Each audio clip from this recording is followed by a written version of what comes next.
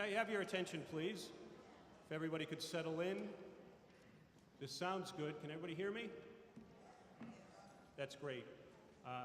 My name is Representative Harold Naughton. I'm the state representative for the 12th Worcester District, and I want to welcome everyone to this forum on the current and future of Clinton Hospital, which will probably weave in a little bit of the past of Clinton Hospital as well.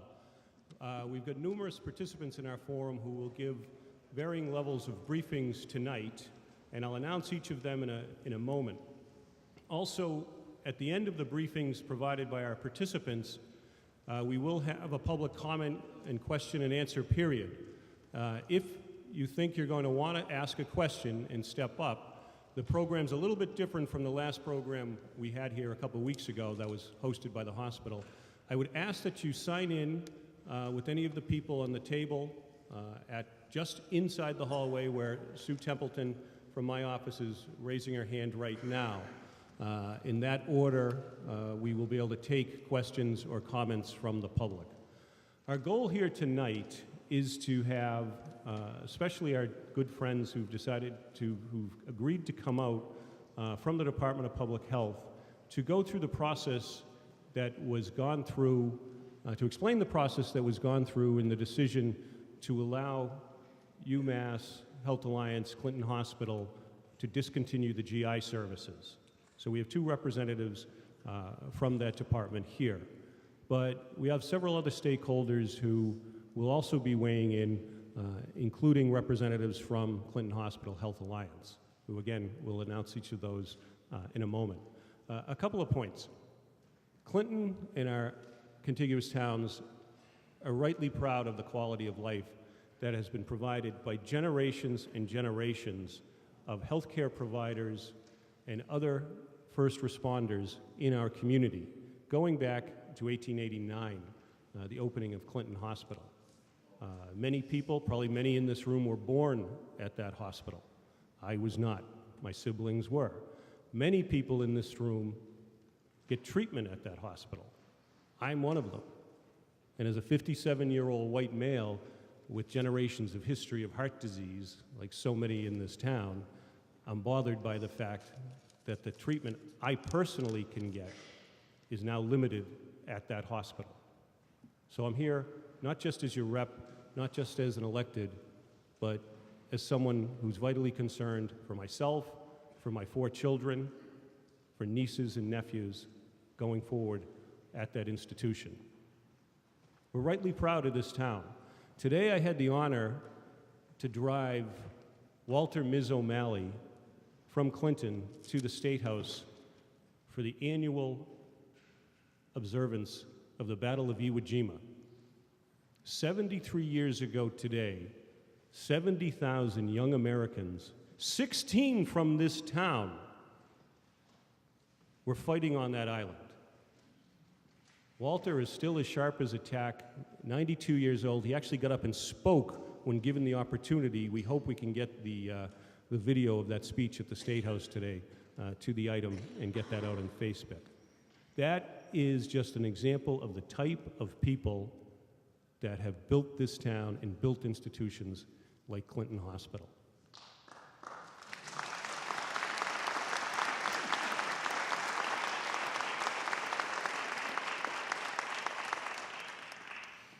Now, Walter'd be here tonight, but we couldn't take him away from his cribbage game. This is a very emotional subject to many people in this room. And I want to thank you for turning out, especially during school vacation week. And we felt compelled to have that this week, and I apologize to those that couldn't make it. But when it was announced, and I will make this point, that Health Alliance was going to be having another event out of town, which I'm sure President Weymouth will speak to this evening, we did feel it important to have an event almost contemporaneously with that. So that's why that event is this week. So to those who couldn't make it because of school vacation, you have our apologies, but we felt that this was that important that we needed to have this week. Just one final ground rule. Because we are rightfully proud of ourselves as Clintonians and Lancastrians and Berlinites and all the towns around us, it means we have respect for each other as well. And I know that's what will happen tonight, that the people that are up here speaking, that have taken time to be here and explain what's gone on and what is going on and what may go on at Clinton Hospital, will be treated with respect and allowed to explain their sides, their involvement and their participation in this process. I know we'll have that here because I know my townsfolk and I know the people in this area are like that. We've been joined also by some of my fellow electeds, Selectman Bill Connolly from Clinton and Selectman Sean Kerrigan from Clinton. Several of the local boards are actually having meetings tonight. Their typical Monday meetings got pushed to Tuesday because of the holiday yesterday, but they may be joining us as the evening goes along, and we'll point them out. As for our participants tonight, from the Department for Chief of Staff, for Secretary of Human Services, Mary Lou Sutters, we've got Jen Burrell. Jen is a longtime staffer within state government, did great work at the State House. We knew her and has moved over to her new position. Sherman Loans is the Director of the Division of Healthcare Quality and Licensing and Certification Overview, a position he's had for many, many years and is well respected in his field, and he is also a native of central Massachusetts. Sitting to their left is Deb Weymouth, of the hospital representative, to their left is Mary Ellen Thompson, who is a representative of the MNA and the nurses who work at Clinton Hospital. To her left is Senate President Harriet Chandler, a dear friend of the town of Clinton, and no mere mortal. She and I were classmates going into the House of Representatives in 1995. Madam President, thank you for taking time out of your much bigger schedule and being here with us this evening. She's always done a great job for this town.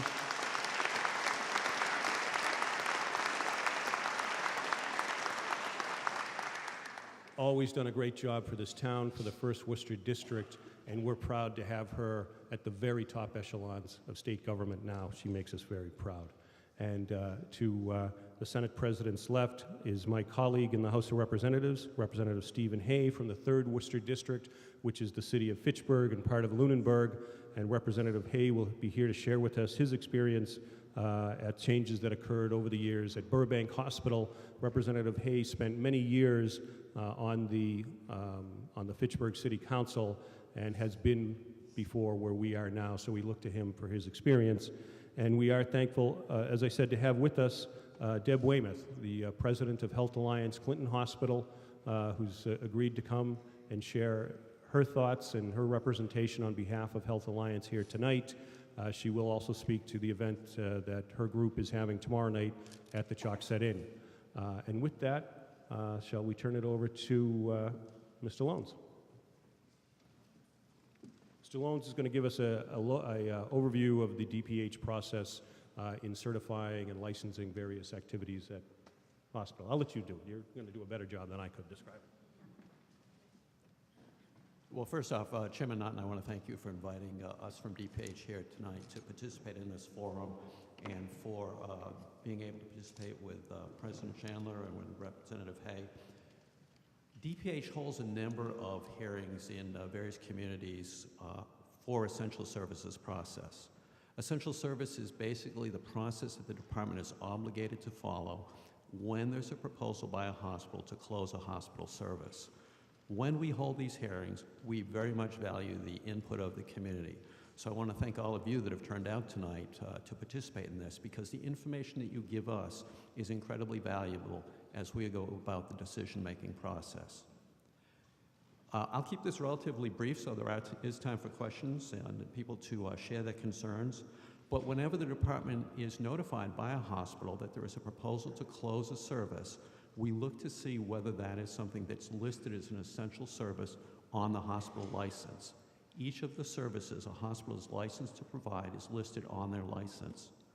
When we look at a hospital, we look at the entire hospital. So one of the things that we take into consideration here in dealing with Clinton Hospital is not just the Clinton campus, but also the Leominster campus.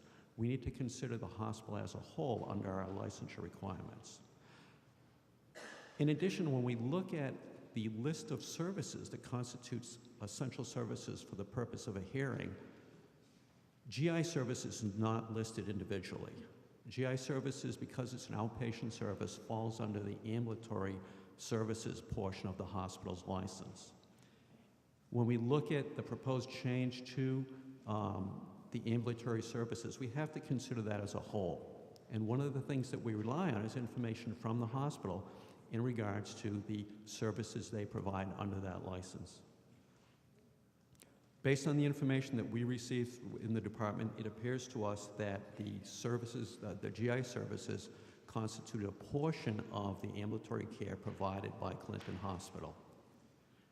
Based on that information, the department made a determination that this was not something that rose to the level of the essential service hearing process, and that was the basis for our letter to the hospital.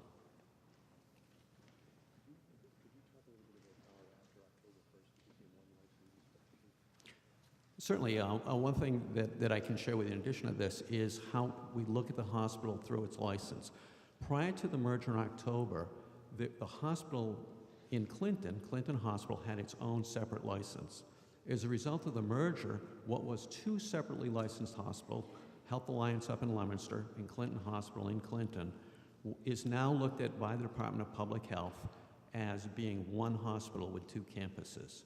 So what we look at when we're assessing the hospital is the system as a whole, as opposed to previously what would have been a separately licensed hospital here in Clinton. Great, thank you.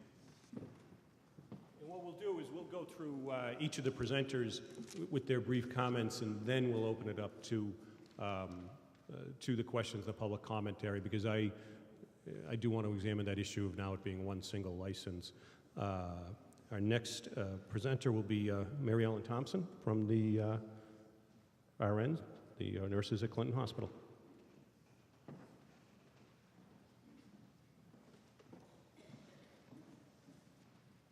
Good evening. My name is Mary Ellen Thompson. I am a registered nurse and I work at Clinton Hospital. I started there in 2005 in the special care unit, and I worked there until May of 2015 when the special care unit was closed. I then went to work in the emergency department where I currently work today. Clinton Hospital was once a thriving, busy hospital. It offered a wide variety of healthcare services to our community. It is, according to many of my patients and their families, a jewel that our community relies on. Sadly, since 2015, we have experienced a systematic dismantling of services we once proudly provided. I speak for all the nurses at Clinton Hospital when I say we were extremely disappointed with the DPH's decision to allow the most recent closure of the endoscopy unit. In the DPH letter to the hospital, it said, and I quote, "The discontinuance of endoscopic procedures at the hospital's Clinton campus does not constitute discontinuance of the entirety or in substantial part of its ambulatory care services." Further, and I quote, "The hospital may proceed with its plan to cease performing endoscopy procedures at its Clinton campus." I feel if the DPH had done a little bit further investigating, rather than solely relying on what the hospital management wanted them to hear, they would have clearly seen that with the closure of the endoscopy department, there are no diagnostic procedures left at Clinton Hospital. In fact, now that the endoscopy clinic has closed, all that is left in our ambulatory service are a few doctors for office visits. We have a cardiologist, we have an orthopedist, we have a dermatologist, a pulmonologist, and a nephrologist. If any of their patients require a diagnostic procedure or test, they now need to travel to Marlborough, Southborough, Worcester, or Leominster. Working in the ER, many of my patients have told me that they do not have access to the transportation required to get to these towns for these procedures. And furthermore, they don't have the time that requires for the extra travel. The following is a list of services that are no longer provided at Clinton Hospital. And I will tell you when they closed. Day surgery closed 2015. The operating room closed 2015. The special care unit closed 2015. Nuclear stress tests closed 2016. Interventional radiology procedures closed October 2017. Infusion center. This includes IV medications, IV antibiotics, blood transfusions, facet injections, and much more. Closed October 2017. Endoscopy services closed January 2018. And today I was informed that the wound care nurse will no longer be seeing patients at Clinton Hospital as of April 2018. As I said, systematic dismantling of services at our hospital since 2015. The impact on our patients is substantial. Again, they will be required to go to Marlborough, Southborough, Worcester, Leominster, or further. The essential service process was not implemented for any of these closures. DPH was not notified when these services were removed from our hospital. And the community was never given the opportunity to voice their concerns. Representative Naughton, we thank you for hosting this forum so that the public has a chance to voice our concerns about the loss of services at our hospital. Again, I hear it every day from my patients in the emergency department. They are upset. They need to travel for tests that they used to be able to get right here in their hometown.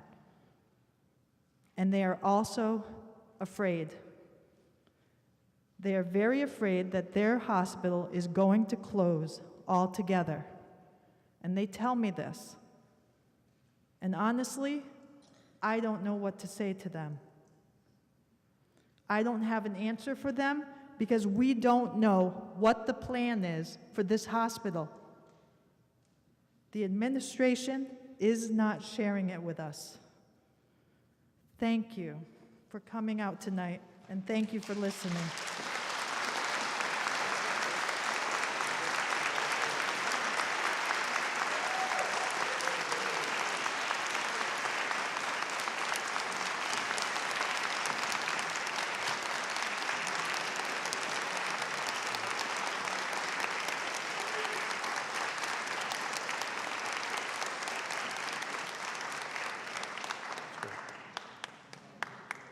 Thank you, Mary Ellen. I know that wasn't easy, and thank you for the hard work you do on behalf of your members, the nurses, and not just the nurses, but the staff, but most importantly, the patients at Clinton Hospital.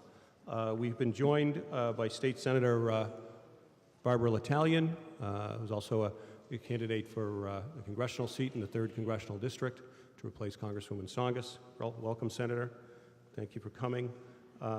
At this time, as I said, my classmate in the House of Representatives that came in together in 1995 before she crossed the Elysian Fields to the State Senate in the year 2000, and Senate President Harriet Chandler.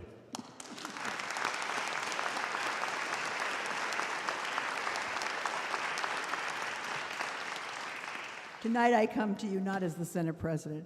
I come to you as someone you've known for the 18 years I've served you. I have been the senator first for all of Clinton and then for wards 3 and 4 for a long time. You know me. And I know you, and that's the most important thing, because I know what Clinton Hospital means to you. I know what a hospital means to a small community. I know the services that you have seen dismantled one by one, and how you've been very brave about taking these losses, but they're losses, they're major losses. I think that the best we can say at this point is there's a serious transportation problem. I've been here in this position before. I think it was OBGYN that I came here last and talked about.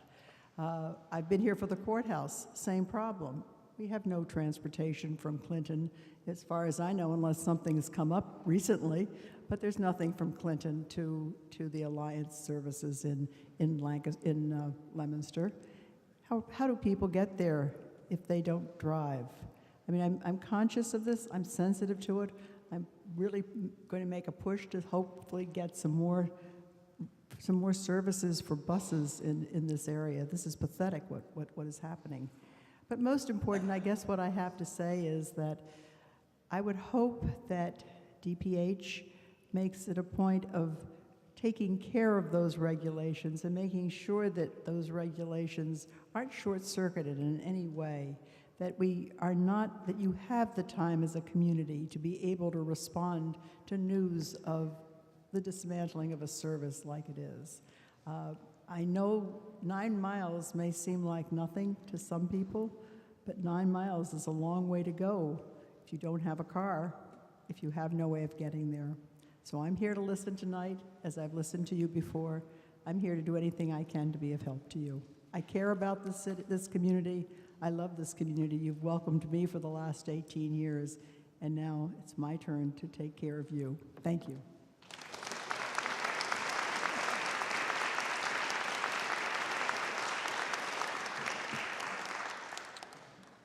For the last couple of years, I've had the pleasure to have a colleague in the legislature from the city of Fitchburg, and he's worked very hard with me, along with some of our other colleagues, to really turn the North Worcester County delegation into that just a delegation for which we can accomplish positive acts for our region on a regional basis. And here to share his experience when he was a city councilor on the changes that occurred at Burbank Hospital in Fitchburg when Health Alliance came in, Representative Stephen Hay.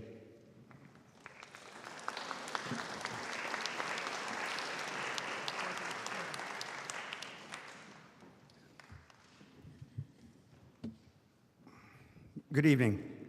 I was delighted when I was asked to be here tonight to talk about my experiences in Fitchburg and with Burbank Hospital and what occurred there and the effect that it had on our community. I'm not here to talk specifically about the GI services and what happened with those being closed here, but I'm here to talk about the effect that type of thing has on our communities. In Fitchburg, I watched Burbank Hospital change. And while some of the things were very positive changes, when they closed the emergency room, we did negotiate and get them to keep open in urgent care, which is very nice that we have that at Burbank. And it's nice that we have the cancer center at Burbank, and lots of positive things are still going on at Burbank Hospital, which affect our community. But the bottom line is not everything that was done at Burbank Hospital has a positive effect on our community. And there are many people who still feel that they were left out of the decision-making process. And that's what I think we need to discuss. That's what needs to happen. We need to determine whose best interest is served. The gentleman from DPH talked about essential services and the licenses. And my question is, who determines what the essential services are? DPH, Health Alliance, or the residents of the community who get those services? We all need to be sitting down at the table and discussing that and making decisions that affect the people who receive those services. They need to have some skin in the game, they need to have some say-so, and they need to be listened to. Because that's what happens when you have these takeovers and you have these changes occur and the people in the community do not believe that their voices were heard or what is important to them was taken into consideration. And I'm hoping that after tonight, between UMass Health Alliance and DPH and the folks at Clinton Hospital, that people can make that realization and get in a room and sit down at the table and make some determinations of what is in the best interest of the residents of this community in regards to their health care services. I was taught a long time ago by my folks, something that I carry with me every day, and they told me there's a big difference between what you can do and what you should do. And simply because you can do something doesn't mean that you should do something.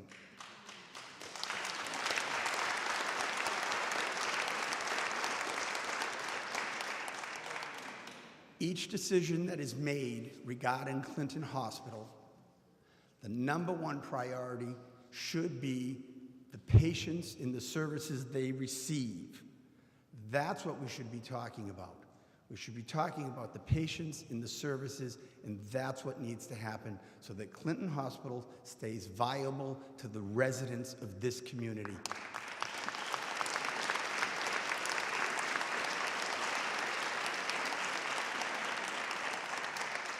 And I just hope that with the turnout we have here tonight, the turnout that we had a couple of weeks ago when I was down here when Chairman Naughton led that discussion, that Health Alliance understands that, DPH understands that, and that before more decisions are made that affect the residents of this community and their health service, that they all sit down together and talk about it and make decisions that, bottom line, are in the best interest of the residents in their health care. Thank you.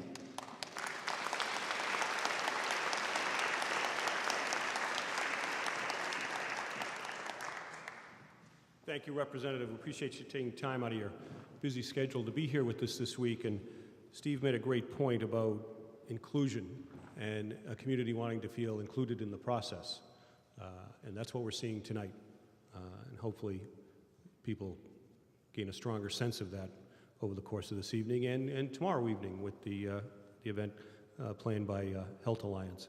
And at this time, I would like to invite up Deb Weymouth, President of Health Alliance, Leominster, Clinton Hospital, and she has a presentation for us. Thank you.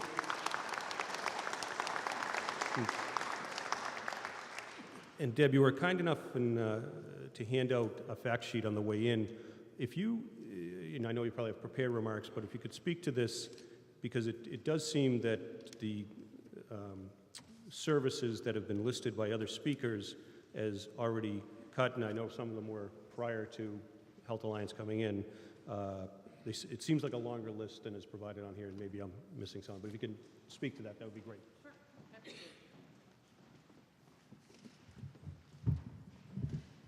Good evening, everyone. Thank you for coming. Good evening, distinguished guests. Thank you for being here. We are 4 months into this merger between Health Alliance and Clinton, and I think it's really important that we stand back and think about the fact that what we all said tonight, we all agree to. There is no grand plan to close anything. There's been no systematic elimination of services. What has happened is people in the community have voted with their feet in respect to not having enough volume for us to continue to maintain a service at its cost. It happens quite frequently in other businesses, and as you know, and as a hospital provider, our mission in healthcare is to care for people and to provide quality care and service. If we were in it to make Apple Watches or make millions of dollars or whatever else, some of the accusations that I have unfortunately heard in the community may be true, but we're not. We are here and we exist to care for you. In those first 4 months since we've come together, we have nearly doubled the occupancy of the inpatient area at Clinton Hospital. That means on average there used to be 5 or 6 folks there a day. Now there's 10, 12, 14 people there a day. That's a good thing. That makes the hospital more viable. More people are going there. Then over time, we can continue to grow the organization and add services that are needed that people are opting to use at the hospital. We have no plan to close the emergency department. We have no plan to make the hospital into a detox facility. Our plan and our hope when we merged the facilities was to utilize the capacity that's available at Clinton Hospital to add to the care for our region. Most of these elected officials will tell you that the cost of health care is a huge issue. We all know that. We read it in the paper. We hear it on the news all the time. For us as an organization to transfer patients to Worcester, the cost skyrockets. If we can keep people in our own community, regionally in North Central Mass, the cost is far more regional. We're not paying for the entire academic medical setting. And the care, I would agree, is top quality.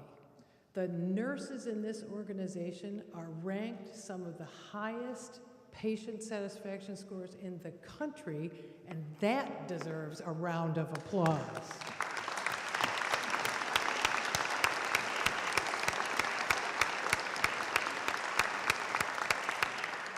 So with that kind of nursing care and skill and support, and the known need to reduce the cost of health care, we believed by merging together Clinton and Health Alliance, the Leominster and Fitchburg Burbank campuses, that we in fact could help build on all of that. So that was our objective. Now, like I said, we've been 4 months into it. Just to, again, further remind you about why this particular service changed now. If you recall, the last time we met, we had physicians that were providing the GI care that opted not to continue their roles on the medical staff. So we had 4 physicians leave. Without physicians, it's really difficult to provide the service. I think that everybody would understand that. Physicians, for the most part, in North Central Mass are not employed by the hospital. Many of them are independent, and an independent physician can go and do whatever an independent physician wants to do. So that is what expedited, obviously, and brought to the forefront this particular issue.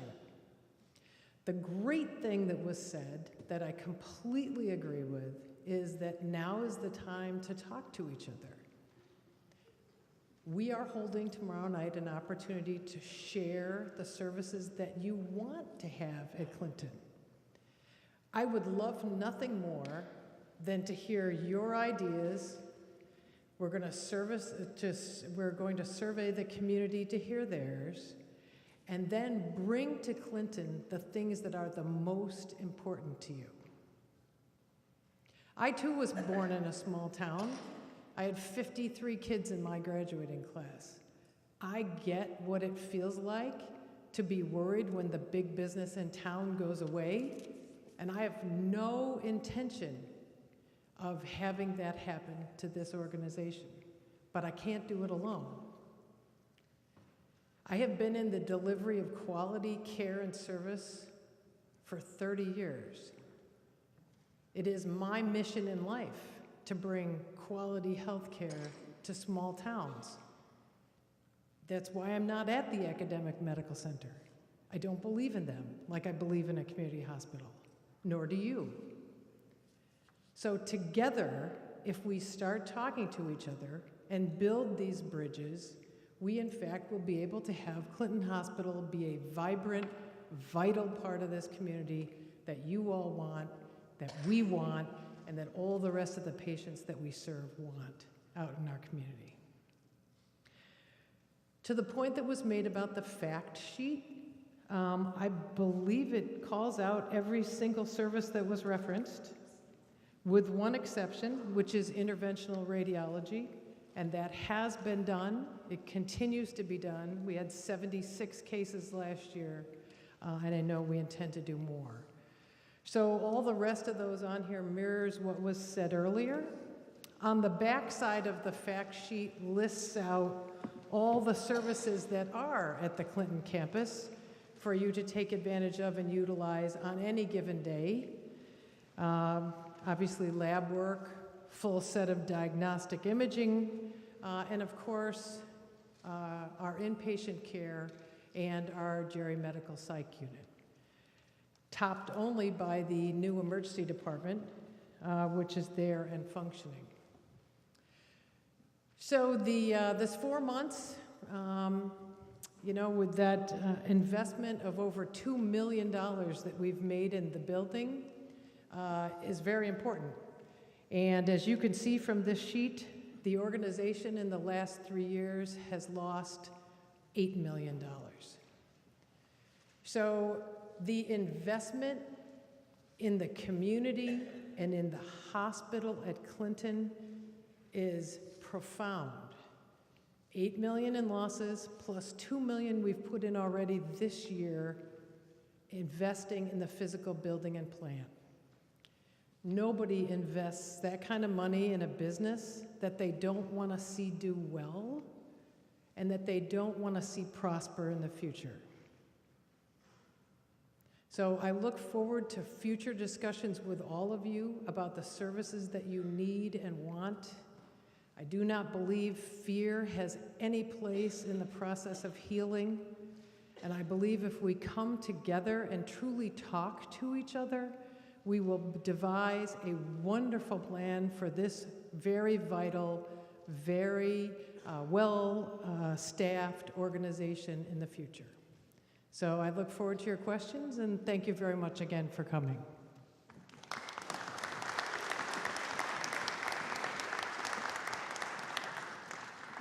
We're now going to transition to our public question and comment period. A couple of things. Realize this is being recorded, so I'm going to ask people to step up here so your back isn't to the audience like the previous event, so that you can speak to the participants at the table and to people in the audience.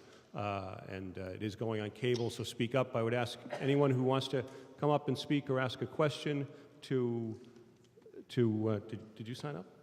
Yes. Okay, then you'll be called on, Selectman Connolly. I know you're anxious. I know you're an anxious kind of guy to start off with. Your name and where you come from, and then state your question.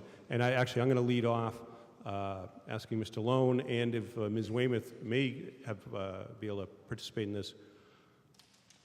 When we speak about inclusion and parts of the decision-making process, I don't think, I know it wasn't made incredibly clear at the time of the merger that this would transition these two institutions from 2 licenses to just 1. So doing the math, if a service, so that increases the size of the pool in my mind. So it also increases the percentage that an ambulatory service needs to rise to kick in the essential services process. Is that correct? Could you explain the essential services process? And that's what we'll do from here on. We'll use the mic on the table, and it's set to go? Chris, the mic? Good. So if you could explain that a little bit, because that I don't think is out there, the essential services process and what a service needs to do to kick in that hearing process and to get that further scrutiny that we had been hoping that this would get.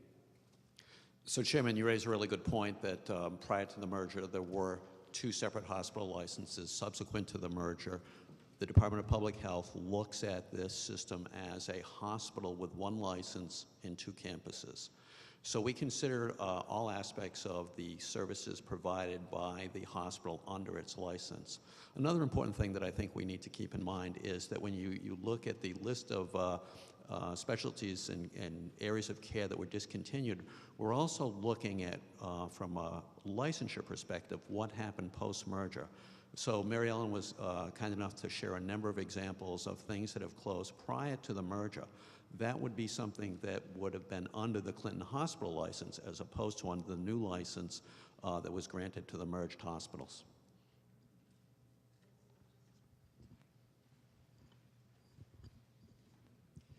Representative Naughton, the other thing I wanted to mention on the license issue was Clinton Hospital historically had been limited to the number of Jerry medical psych beds it could have. You cannot have more than the 50% of the total number of beds. By coming together, we now have the option of expanding those services because now we have a greater pool of beds that we can rely on. So that's a potential benefit down the road, no matter where they're placed, but it would allow us to expand that needed service for the community. Jerry Medical Psych. It would be a senior, for the most part, who has having perhaps a psychotic event and has also compounded that event with a medical condition. This could be an Alzheimer's patient who fell down and broke a hip or something along those lines. Thank you for explaining that. We've been joined by 2 of our colleagues, Selectman Stan Starr and Selectman Mark Grasso from Lancaster. Gentlemen, thank you for joining us this evening. We're also honored and privileged to have with us 2 doctors who wanted to participate this evening, Dr. Deb Heitman, who's an ER doc at the hospital, and Dr. Josh Orabone, who's a hospitalist at the hospital. Both these gentle people are on call, but they've taken time because this is important to them. They want to come and share some thoughts with us. I don't know who wants to. Dr. Heitman, you can identify yourself. Hi, everybody. Hi. So first, I want to thank Representative Naughton and the members of the forum, and most importantly, the audience, for listening to our comments. We're going to be talking really about our observations of some of the changes and the impact it's had on our ability to take care of you. So as a UMass physician, I have worked at Clinton off and on for up to 20 years. And so I've probably taken care of most of you or your sisters or your children, and it's been quite a pleasure to do so. So one of the observations I've had is since the merger, there have been increased available specialty services that Clinton has not had that are available at Leominster, such as things like oncology for cancer care, that I think is a good thing. So rather than have to travel into Worcester, those services are available at Leominster, and I think that's a very good service. What I also observe is that when I think about patients who I need to admit from the emergency department, that there is a reduction in the number and the type of patient that I'm now able to admit. So for those patients who have GI bleeds, diabetic patients who need infusions of insulin, folks that have chest pain that we would routinely do a treadmill stress test in, Those are patients that I no longer can admit here, and that is because those services, again, we've said, have been reduced. And for those who need ambulatory care services, we said the ambulatory services for, let's say, daily infusions of antibiotics for an infection, those patients can't get it at the ambulatory service because that's been closed. They now will come to my emergency department on a daily basis, let's say for a week. And that's great, but it sometimes will be at the expense of the volume I have in the ED and a waiting time.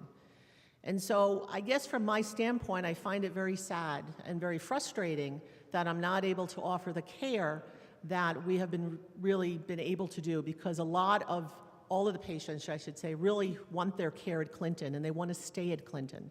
So it's frustrating for me to have to transfer them. And so those were the observations I wanted to make. Your turn. Good evening, everybody. My name is Josh Orbone. Like the gentleman Naughton mentioned, my name is Josh Orbone, and I'm the hospitalist doctor. And what that means is for patients that come in and are too sick to go home from the emergency department, they're admitted onto the hospital wards, and I take care of them while they're sick there. I've been honored and privileged and felt very proud to work at Clinton Hospital for around 2.5 years now. And I've never been so struck by the care and compassion and attention to detail that the folks I work with display on a day-to-day basis. And that's the thing that really resonated with me since I've been there, and why I want to continue to work there for a very long time. I think we all in this room realize that there's an issue with the financial health of the hospital, and that's why we're here to fix that. However, I believe Clinton Hospital can return to the healthy, viable hospital that it was and that so many people remember it to be. One thing to kind of strike a chord of positivity, I've noticed a tremendous success, like Deb Weymouth referenced earlier, just in the last few months of the admissions we've gotten from neighboring areas, particularly now our kind of shared hospital setting with Leominster and the other hospital systems, where we're getting more and more admissions from outside hospitals, where we've seen our census in the hospital rise. So I think that's been a huge success, and I think we need to continue to build bridges, both with Health Alliance Leominster and the other folks around us. In that vein, I've really witnessed an amazing phenomenon, more and more so the last few weeks, where patients, understandably, like I think anyone would experience from outside areas, were apprehensive to come to Clinton. They might have been unfamiliar. And I'm actually finding those are the folks that are becoming our best advocates, our best advertisement for Clinton Hospital.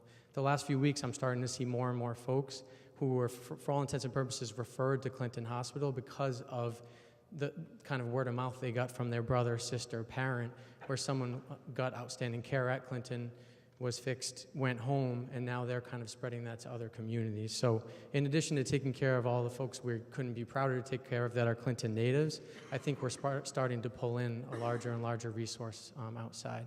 With the incredibly crazy flu and cold season, hospitals are quite literally overflowing right now, so I think we have a really great opportunity now where we're getting more and more folks from other places. And like Deb Weymouth mentioned, our hospital census at a lot of times is triple what it was just a few months before we were doing that. So I think as we have a better inpatient census, I think my hope would be to pull in some more of those services we once had, particularly cardiology and GI. If I could petition for 2 above all others, I think that would help with the viability and financial sustainability. If we have a larger group on both sides of the coin as far as inpatient and out, I think those would 2 would make the biggest difference short term. So thank you for allowing me to speak. Again, I'm honored to be here, and I'm hoping for all the best. So Thank you, Dr. absolutely.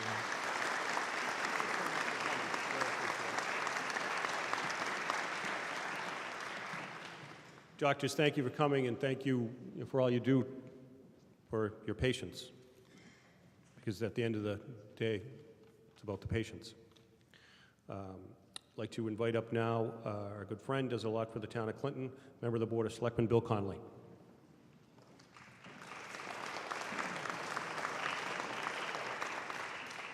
Good evening. I want to thank Hank and the Nurses Association and the guests here at this table for coming tonight. I want to thank all of you for coming tonight and showing these people how we in Clinton feel about our hospital. Hank told me I had to play nice, so I'll be very brief. but I've got to address something. We're being told the GI unit closed because 4 doctors quit. That's disingenuous. Those doctors were ordered or faced with a change in working conditions that they found unacceptable. They wouldn't accept the changes, and that's why they left, and that's why the GI unit closed. We've talked a little bit about trust. I think it was the beginning of December, the president of Leominster Hospital came to the Clinton Board of Selectmen and told us about all the wonderful things that were in the future for Clinton Hospital.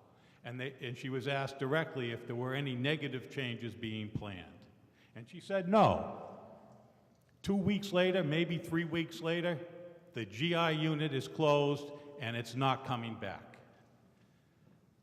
That doesn't engender trust. So I don't trust the management of Leominster Hospital. They've lost that trust that was automatic from the beginning.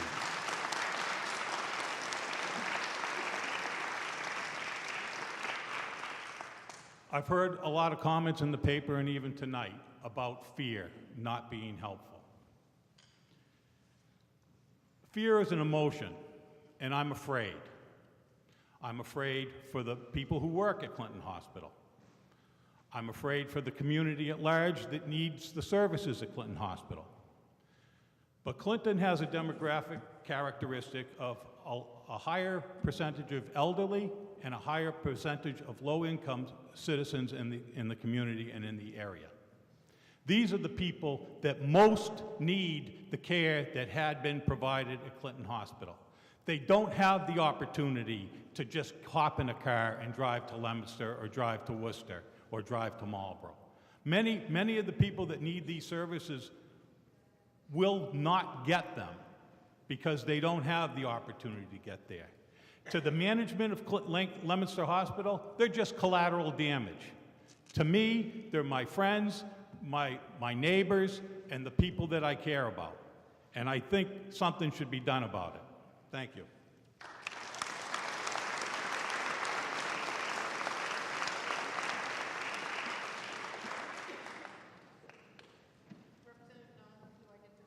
Absolutely.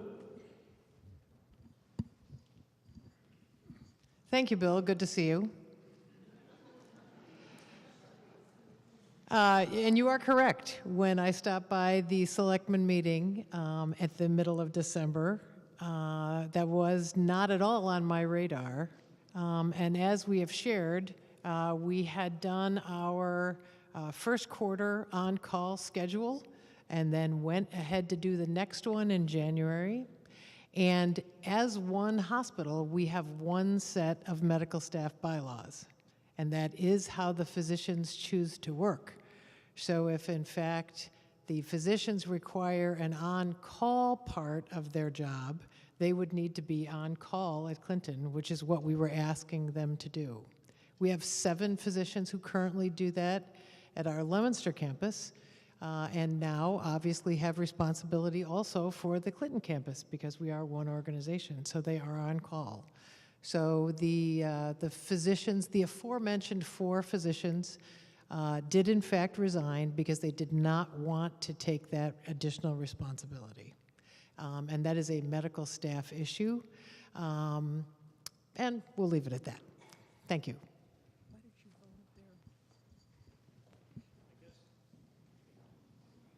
And maybe you want to explain it tomorrow night, but I'm still trying to get my mind around those additional responsibilities that were to be placed on those docs when, in the law that would be called constructive discharge, that you create such a situation for an employee that they can't keep up with it, so you might as well have fired them anyways. So I'm just trying to figure that out, get my mind around that. So let me clarify. In any hospital that you have ever been in, there is a group of physicians who are on call if they're needed. They work on a schedule so that it's actually posted. Ours is posted for all internal folks to look at. And if someone who's a nurse in the evening needs a cardiologist or an orthopedics physician or a specialist, they have someone on call to answer their questions and or cover someone in the ED if they have a specialty need. That is the responsibility of being a physician who's credentialed at a hospital. We ask all physicians to give back of their on-call time, and it happens literally in every hospital in the country. So it is not unusual, it's not abnormal. The structure that had been set up for these 4 physicians was because it was an outpatient service, and for whatever reason, we didn't have them be on call. I can't speak to the past, I can only speak to the last few months. But I do know that all hospitals have physicians who are on call and available because, as you have said several times, it's the patients first, and the physicians have that obligation. Representative Hay. Thank you, Mr. Chairman. I guess I want to follow that up with a question related to what the selectman said regarding that. Earlier, Deb, you had indicated that you want to bring quality health care to small towns. You also mentioned that the physicians are independent physicians. Basically, if you want to use a sports metaphor, they're free agents. And if they are free agents, the reality is, if you're saying they didn't want the responsibility of being on call, was that because they didn't want the responsibility because there wasn't the compensation that was appropriate for what they thought? And to just follow up, you know, the Red Sox the other day signed J.D. Martinez, and he came to Boston because they offered him the appropriate package. So, Thank you for that. I wasn't aware of that new news with the Red Sox. So physicians in an outpatient setting like the one that we're referencing would bill for their service and be paid for that. So you will find that physicians have a tendency to go to places where there's lots of people, because if there's lots of people, they will see more of them, they can bill more, and they can make more money personally. So in a small town such as this one, physicians often can't bill enough to make a good living, frankly. So what often happens is, and in our case, this does happen in some specialties, the hospital supports that specialty and actually underwrites, if you will, the physician to have them stay and have them continue to provide their service. So that is basically how we would answer the free agent question. That is not the question that's on the table about these 4 physicians. This is a question of on-call coverage, nights, weekends, and holidays. This is not about them billing during the day. So they are kind of 2 separate things, and it is, again, a expectation of credentialing a physician that they would give back to their community and be on call on a regular basis. We lost the docs. Are there any physicians in the House? There was one here last time, but unfortunately we lost the 2 docs. Mr. Chairman? Could you speak to this? Can I just, before she starts, Mr. Sure. Chairman, I just want a follow-up question then. In relationship to that, you say about underwriting. Could you possibly have underwritten the GI services enough so that those doctors would have stayed and would have taken the on-call as part of the package? The issue we have there is, as I've already previously stated, the hospital's lost $8 million in the last 3 years. So I understand that, but we too have an obligation to continue to make a margin. I mean, the folks sitting here in the front row have an expectation of getting an increase in their salary. We can't provide that unless we make a margin. We can't fix a roof unless we make a margin.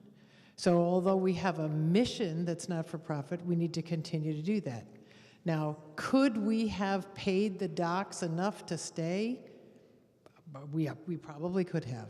But the point is, to your other point, I mean, who else then suffers? How many other catchers and pitchers, and I don't know all that game like you do, but you'd lose others. So, there it is. But I know we do have a physician here. Do you want to? Not to put you on the spot, but if you can speak to it, because I guess the question becomes, and again, this goes back to the whole investing the community and informing the community. Perhaps if the community had known about these issues earlier on, this is a pretty resourceful community. We could have stepped up and found ways to be helpful. Doctor, I'm sorry to throw you into it like this. How are you? Thanks. Come up if you could tell us a little about yourself. I'm Dr. Kathleen Clary. I'm one of the pediatricians here in town, and my office is at Clinton Hospital. I'm not employed by Clinton Hospital. I'm part of the community medical group through UMass. So it's a little bit different role, like the hospitalist and who was here before is employed. Well, actually, I'm not sure exactly that relationship, but anyway. So I'm not sure exactly how much I can speak to it, but I know as a physician, I have call coverage as well. It's an expectation of having a practice in practicing medicine, and I'm part of a call coverage group, and every so many weekends or holidays, I am on call and available to patients if they're needed. So that is, I agree with Deborah, it's an expectation for physicians. Beyond that, I'm not sure if I can speak to it because my situation is a little bit different. Can I say something? Please. So from the nursing point of view, when Health Alliance took us over from an insider, we were told that they were going to build up the GI service, and they put a lot of money into it. As a mom of 6 kids, I understand that things happen, okay? And I understand the bylaws and that these doctors were faced with a decision. I think the disappointment in the nurses and the people that work at Clinton is that there wasn't a longer time period given to figure this out, because I do know for a fact that some of these GI doctors were willing to sit down and talk about a compromise, and they wanted to stay at Clinton. They wanted to keep their patients and their services at the hospital. But it happened so quickly. It went from the middle of January, they're closing, and the 26th, it was done. The 26th of January, it was done. So the disappointment with all of us, I think, is that we didn't just hit the brakes and say, let's see if we can come up with a compromise. I think the doctors were willing to do it.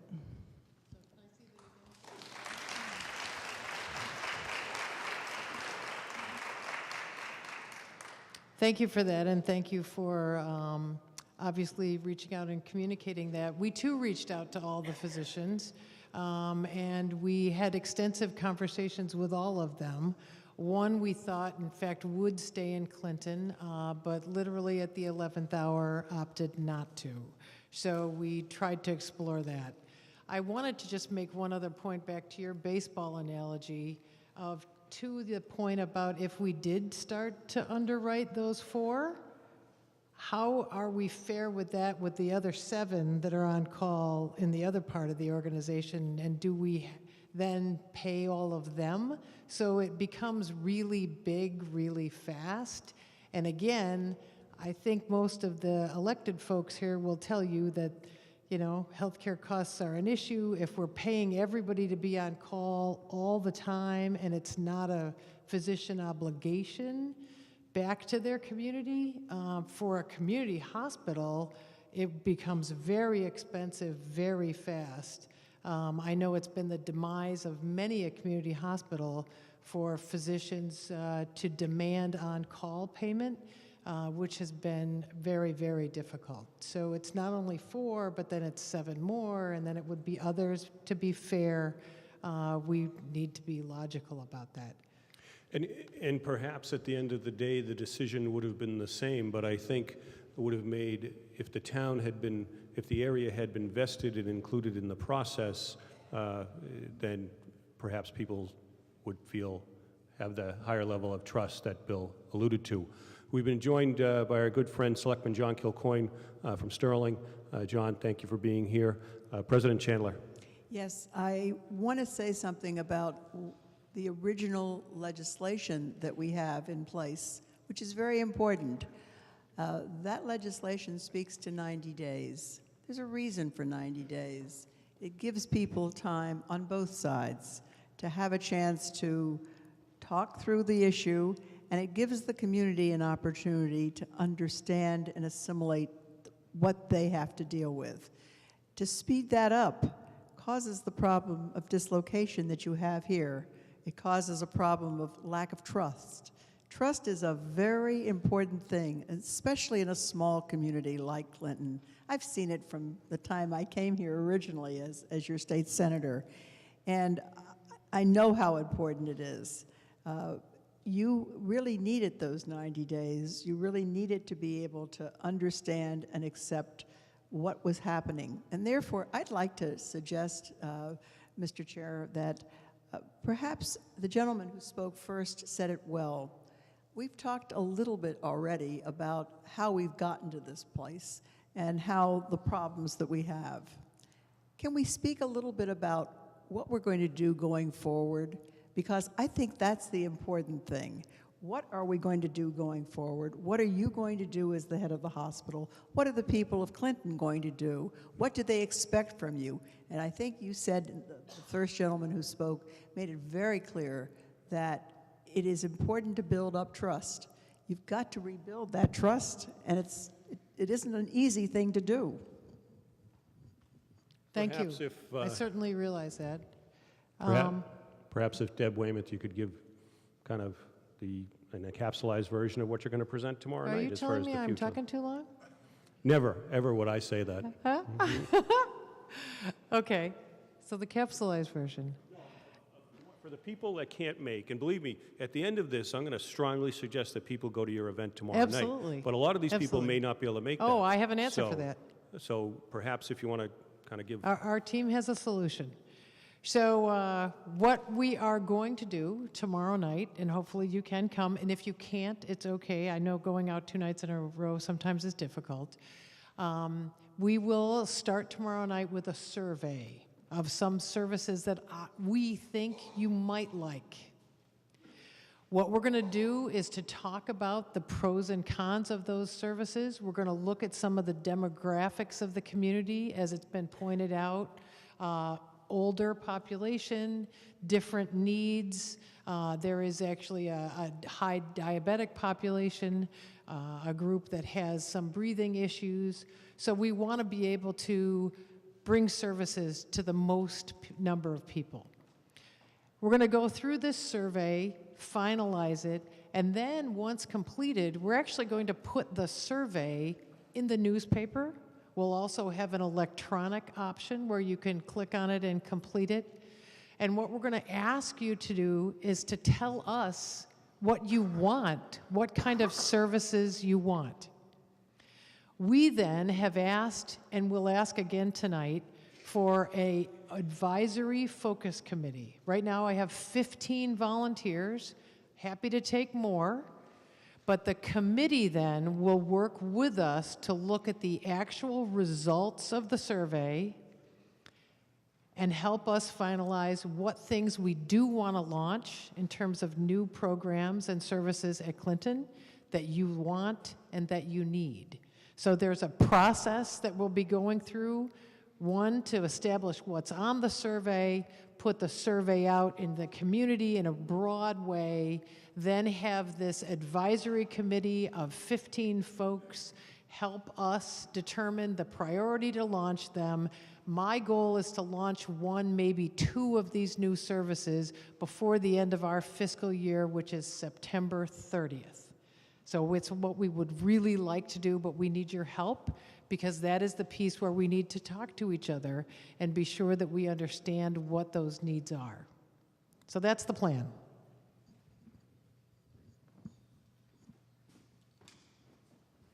Malcolm Smiley, did you have a question you wanted to ask? You signed in.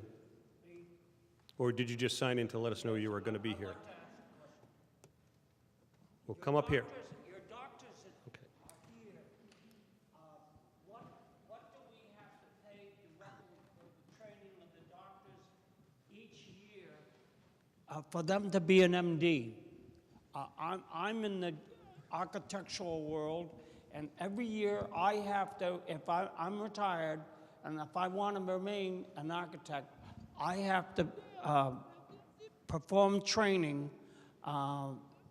specified by the state. And that's one of the expenses I think that you go through here that we don't talk about.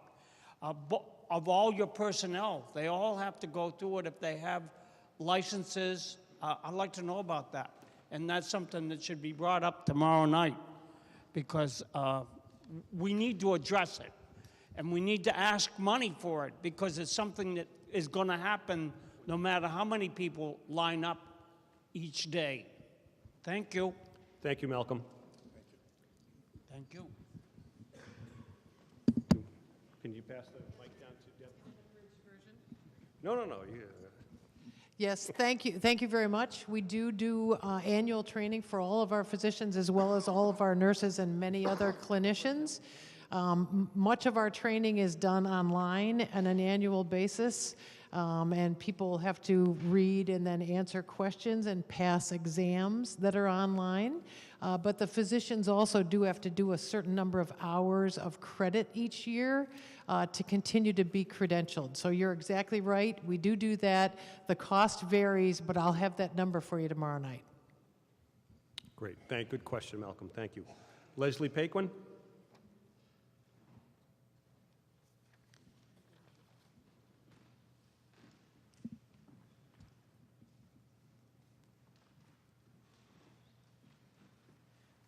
I thank you all tonight for being here and showing such a sincere interest in the services that are offered at Clinton Hospital. And I am very grateful to the staff at Clinton Hospital. It's always, unfortunately, when one is ill or sick or it's an emergency, it's not necessarily a pleasure to have to go to the hospital. But in this particular community, the cleanliness and the grace of the staff makes all the difference. And as we all well know, that under the Hippocratic Oath, it's first do no harm. And as you have expanded the services, and obviously there was a need, the winding down of services, it's not necessarily in the best interest of the 13,000 people that reside in Clinton, Massachusetts, but it's the additional surrounding communities, whether it's Bolton or Berlin or Sterling or Boylston or Lancaster or Harvard. It's always expeditious to receive medical care as quickly as possible. And we all share a similar anxiety. It's the length of time that we'll be able to get to those emergency medical services. I am here to thank the staff at the GI services. I am the mother of 5 adult children, the grandmother of 7. And if it was not for the expeditious treatment that I received there last year, I would not most likely be standing here this evening. And it's with gratitude that I say thank you very much. And I think we all have a sincere commitment to maintaining health care, not only in the town of Clinton, and certainly none of us have ever considered it big business or a major employer. It is for the benefit, and if we tabulated the population surrounding us, and it is a sizable number of people, they would be there. In addition, I went to Clinton Hospital because I was referred by my physician. So if their carriage trade is off and their numbers are low, then perhaps the physicians might be consulted in not referring them there.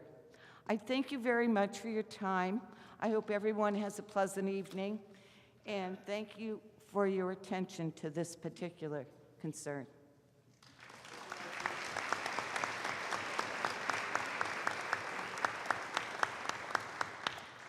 Sue Shalafu-Zephyr.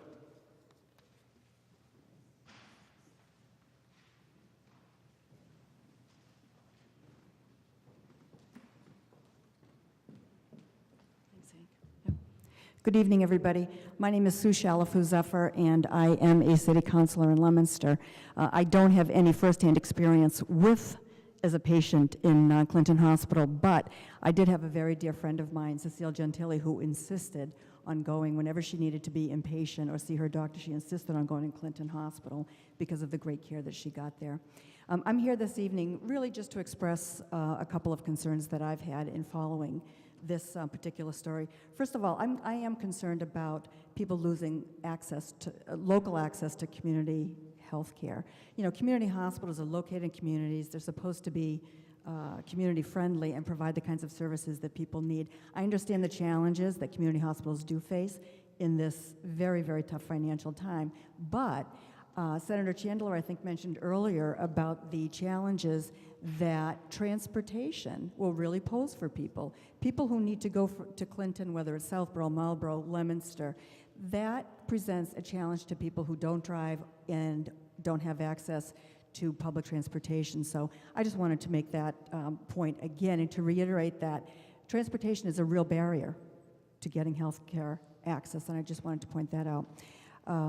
One other thing is, as people are displaced from receiving the kinds of services that they need at Clinton and they're going to Leominster, I just want to know the impact that that's going to have on other patients that are from Fitchburg and Leominster that are receiving health care services at Health Alliance. You know, not only will people that are traveling from Clinton to Leominster Health Alliance, for example, you know, be subjected to perhaps longer waiting times, longer times in order to get an appointment, but there'll also be an impact, I would imagine, on local folks, local meaning Leominster and Fitchburg, who use Leominster campus as their primary source of health care. So again, I just wanted to raise that point. I think it's very, very important that people understand. I mean, I suppose that Leominster has the capacity, I'm assuming, and hopefully that will be borne out when people have their patient experience or their outpatient experience.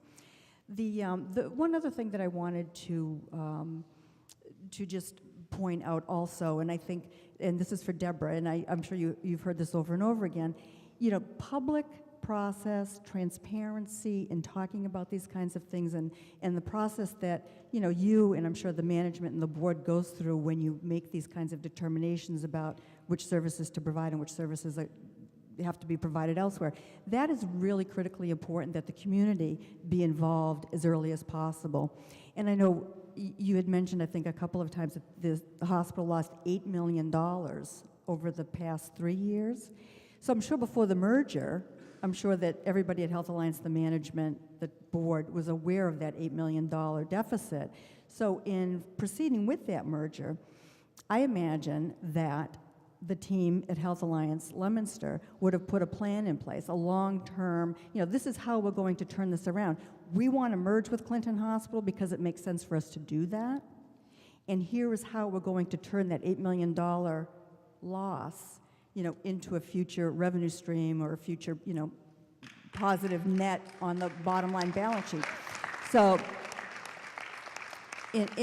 my point about that is the more that you can share that thought process and that planning process with communities like Clinton and like Leominster and Fitchburg, I think that would really go a long way toward people really understanding how these decisions get made and why, your position obviously is that it's in the best interest of the community and the long-term health of the hospital.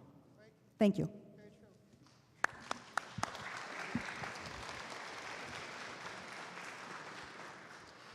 Thank you. I certainly appreciate your comments. And as I referenced earlier, the goal and objective was to utilize the capacity at Clinton more appropriately, and that is actually what we're starting to see now. Again, 4 months into the merger, we had this unfortunate event occur just within the last month or so.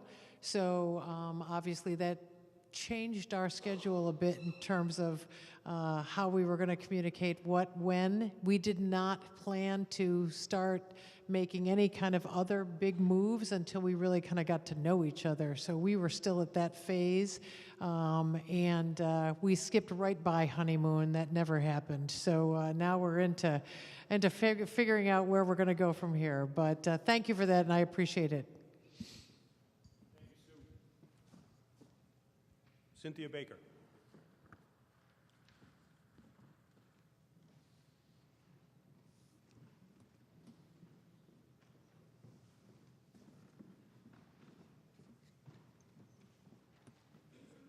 I've got a page load of notes, but I'm going to try to shorten them down. My name is Cynthia Baker. I'm a nurse in the Clinton Hospital emergency room. I've been there 9 years. 2 years ago, I was laid off from that position, and I went to UMass University.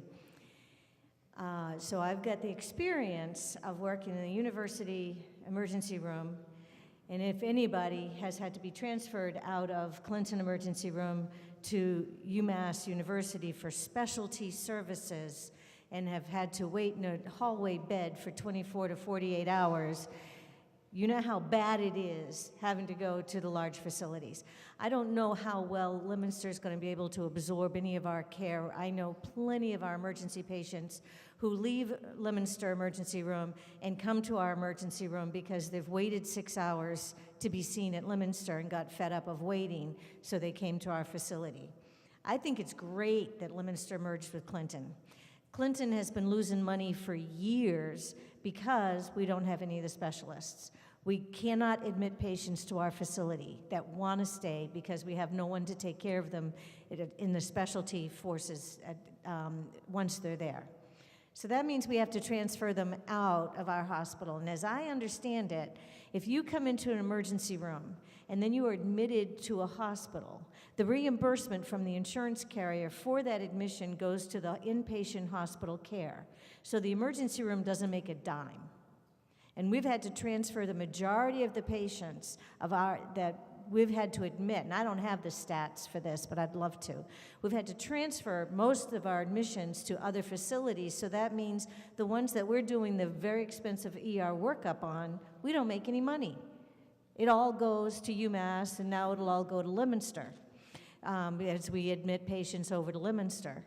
So, of course we lose money. It makes total sense that we lose money. We haven't been able to keep doctors for our specialty, so I've been praying that Leominster is going to bring their physicians to our facility to do services. Patients would much rather drive to Clinton and park in our little parking lot and walk into our little facility than go to Leominster Building A, B, C, D, E, F, G, and figure out where they're supposed to go and how they're supposed to get there.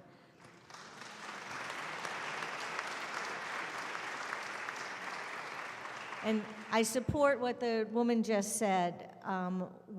You have no grand plan to close Clinton. But when you purchased us with our loss of $8 million, although it may make your taxes look better for a few years because you absorbed such a great loss, you must have had a plan to grow Clinton. We've got the upstairs of the emergency room. That's a huge open department. We have 4 beds in the emergency room that have never been used as observation beds. We've got plenty of things we can do. And it's not whether or not we add a diabetes clinic. We spent so much money putting in the new GI equipment. We've got top-of-the-line GI equipment better than what Leominster has. Why are Leominster docs not coming over and doing services at our facility?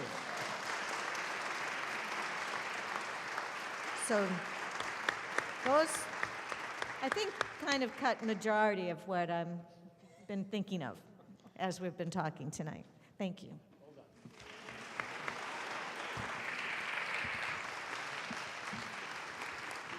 Good job. Good job. Great, thank you. So I want to answer your question. So I'll let you sit down, I'm sorry. The point that you made about the ED and transfers, that actually is an issue, and now they are us. So the money goes to the exact same place.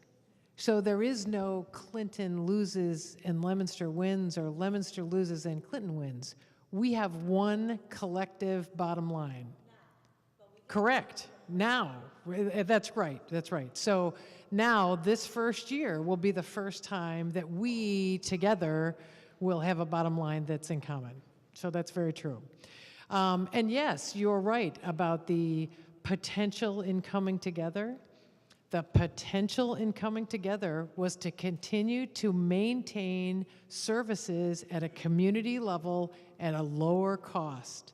So what's referred to as TME, or total medical expenditures, for patients would continue to come down in their community. So they'd stay in their region, get the care they need, not have to wait the 6 hours or the 3 days or any of that, and be able to get their care right away. So there is, again, back to that capacity. And I'm thrilled to hear you say people are coming into the ED more and more. That's wonderful.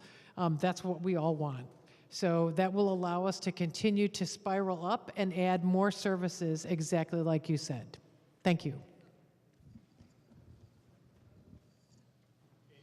And Quill.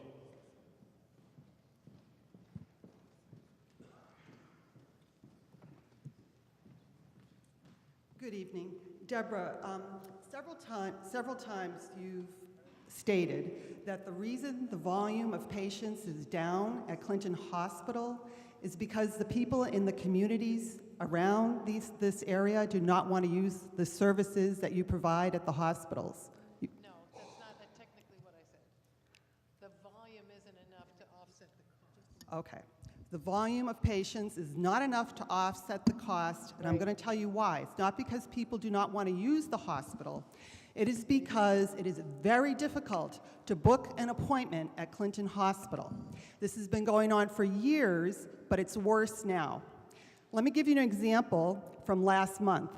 My uncle has a pulmonologist at University campus. That doctor ordered 4 different tests. Upon checkout, I asked the clerk to please schedule as many tests as possible for Clinton Hospital. And she told me she couldn't schedule anything for Clinton Hospital. She couldn't even look at the schedule for Clinton Hospital. So, because my uncle is very sick, I opted to book all the appointments in Worcester. I then went home and I called the scheduling service for Clinton and found out that I could not reschedule any of my uncle's appointments because they had already been booked in Worcester. The only way I could do that was to cancel the Worcester appointments so that they could schedule, or hopefully reschedule, the appointments for Clinton. I wasn't willing to do that because I didn't want my uncle to have to wait. Eventually, however, because I was very persistent, I was able to talk to someone who would look at the schedules, and I was able to book one of the appointments at Clinton Hospital. Most people are not going to push as much as I have to get appointments booked at Clinton Hospital. They're just going to accept the fact that they have to go to Worcester. And that's what's choking and killing Clinton Hospital. And this is not a new problem. This has been going on for years. So that's an issue that can be resolved by simply making a change in the process, in the scheduling process. But it's not something that behooves the UMass campus to do. It's something that has to be done at a systematic level. So can I respond to that too? You're not alone in feeling that. Health Alliance and Marlborough feel the exact same thing. So it was recently worse because of the Epic conversion. The whole, call the 855 number and get a number in your local area has been extremely difficult. So we have, actually there was one meeting this morning at 7 o'clock. We have them every week to talk about this because you're exactly right. there is a sense in the community hospital that all our volume is going to Worcester, and that's a big concern. So our volume is down not only at the Clinton campus, but it's also impacted clearly at Burbank and at Leominster. So this is a system problem that we're probably airing our dirty laundry, that we do need to fix, and I completely agree with you. So you've only seen the impact recently since Epic over at the Leominster? Oh, it's because we've been seeing it for years. Yeah. No, I I've would been agree. having to fight for years to get appointments at Clinton Hospital. So interestingly enough, one of the first things I heard when I went to Health Alliance was, to be wary of Worcester, because everything was Worcester-centric. Mm-hmm. And, it's funny, because now we're in that same boat, and I know Clinton feels that same way about Leominster and about Health Alliance in terms of pulling. And it's just kind of fascinating to watch. We really are all wholly owned by the same parent. So we need to get our act together. But there is a lot of folks working on this, and I can tell you there are many physicians who are equally upset. There's a lot of the community medical group docs. Their volumes dropped dramatically, so we're on this one. But it's a big issue. I agree. So is the scheduling issue then something that we as a community need to ally with Leominster and Marlborough and bring up to higher command on Lake Avenue? Actually, if I can, just what my patients are telling me in the ER since October 1st with the merge, when they call the main line number, 368-3000, Leominster Hospital is answering. They are getting Leominster Hospital. Yeah. Personally. So just, they're a little upset that they can't call their direct hospital. They now get routed up to Leominster Hospital when they're calling the main line. What's the story on the phone? On the 368-3000 that we all knew growing up? 83000 when we were growing up. So I will go into this again about the cost structure of hospitals, back to healthcare being expensive. One of the other objectives of the merger, given the $8 million loss we've discussed repeatedly at Clinton Hospital, is to consolidate the back office functions of the two hospitals.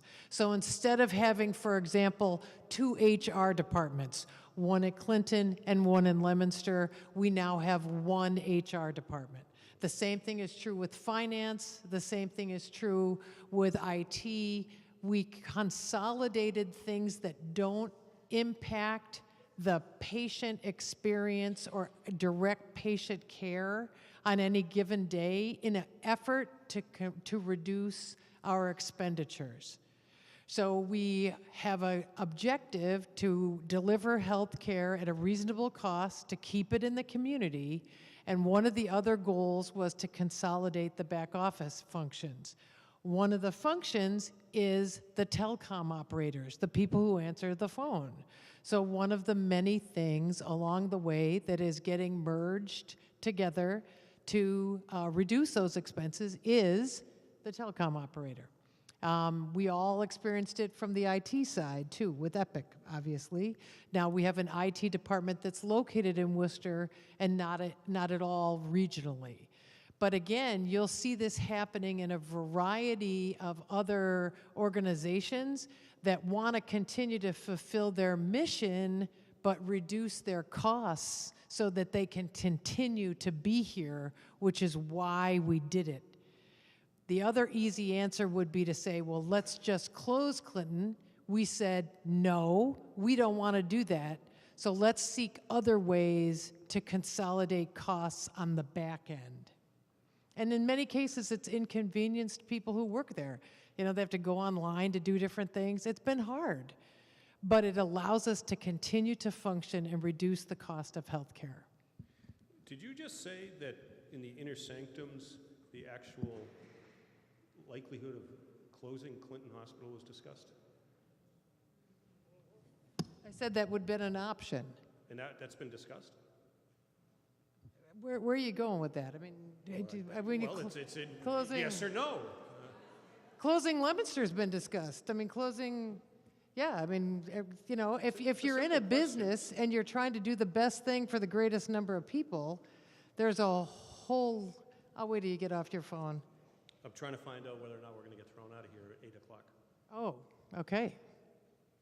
It's a yes or no I think question. we I'm do. trying to get into a fight I think with we you, do. But it's a yes or no question. Because that's not anything we've ever heard No. in these discussions before. No. I mean, I'm sorry I'm annoying you, with the faces and stuff you're making at me, but you said it. It's a legitimate question. Am I wrong? No, not at all. Thank you and no. I volunteered for the Committee to Protect Patient Services at Clinton Hospital, and I haven't heard anything. You should have gotten an email about I did get one email. Okay, yep. Yeah. So because that's the process. We're going to wait till tomorrow night, do that survey that I talked about, and then we're going to meet and review the results and then come together on what we're going to pick. Okay. So I know we called everybody or sent them an email about this meeting that's coming up. We still No, I haven't received an email about a meeting coming up. I just received an email back on January 28th that said I'm part of the committee. Great. Well, welcome. We're glad you're on the committee. Yeah, actually, I will check. Let's check and be sure we have your right email address before you leave, because you should have gotten that. Thank you. Yep. Senator Barbara L'Italian.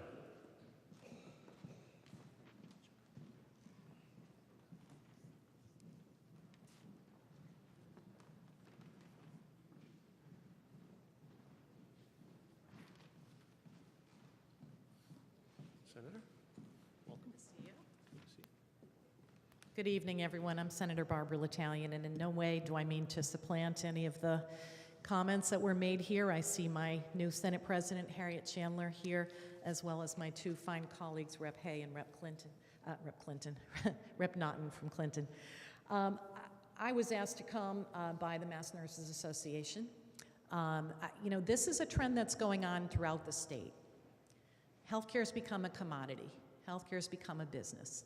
And we've seen this in North Adams with the premature closure of hospitals. We're seeing it in Lynn. We've seen it throughout the state, in Quincy.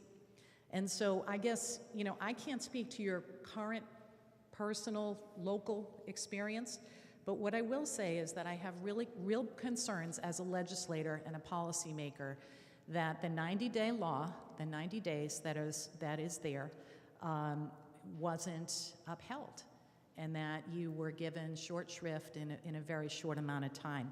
And I don't know in chicken and egg scenarios whether the selectmen said that, this happened in an expedited fashion because there was a change in work environment versus the folks weren't willing to adhere to whatever.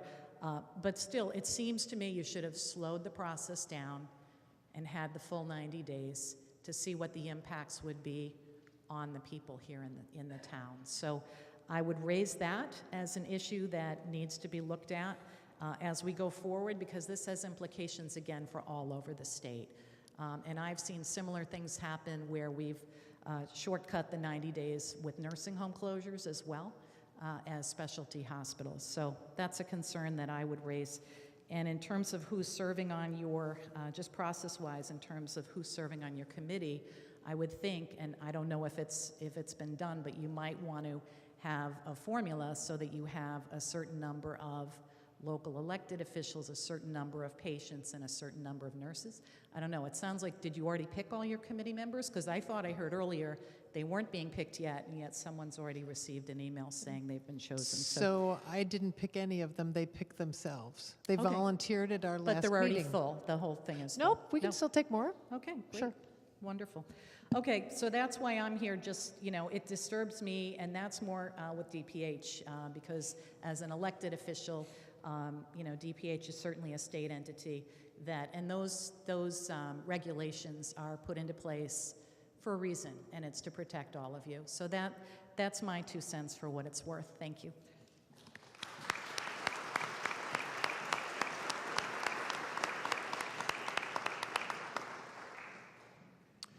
Sherry Bakerless.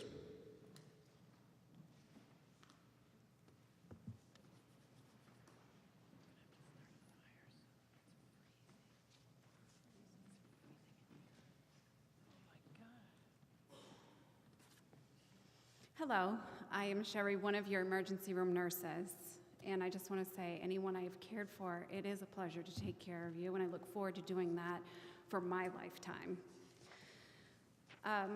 We work together as a team, and what I'm about to say is collaborative. I have worked with my colleagues to clarify some things that have been said here.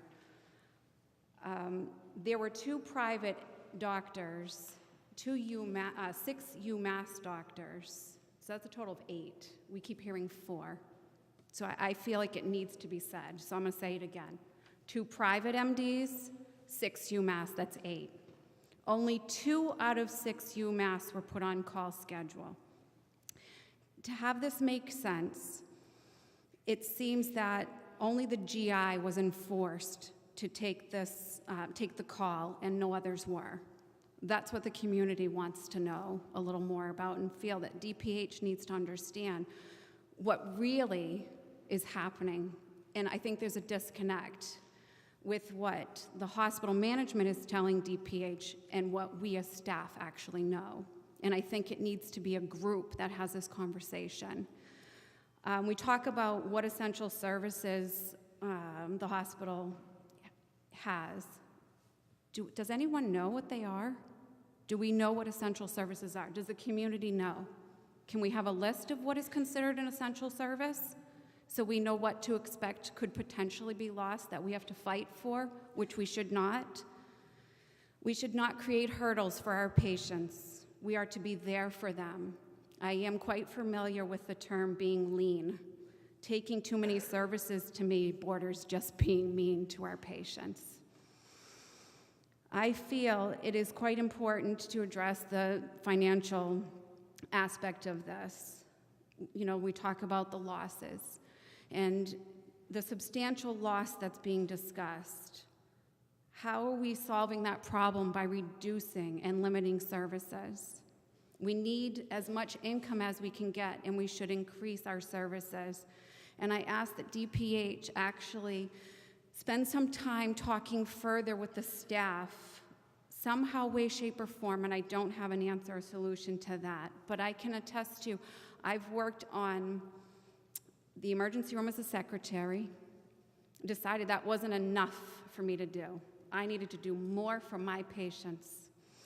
So I went to school, still stayed as a secretary, got myself through nursing school, went to the med-surg unit, went to the special care unit, went to the emergency room. I have watched myself grow with that hospital. I worked in a unit that thrived with IV drips, intubated patients, A-lines. We took the sickest of sick. We took what UMass did. We are capable. I would like DPH and Deb and the management to bring it back to us. Let us do what we can do, because this isn't just about transportation. Because as an emergency room nurse, I see patients come as far as Athol, Worcester, Framingham, Gardner. People will drive for our care. Why? Because we give quality, compassionate, devoted care. And we can't lose that. Our patients need us to give them that care. We don't want to have to send them to Leominster and UMass where they feel lost.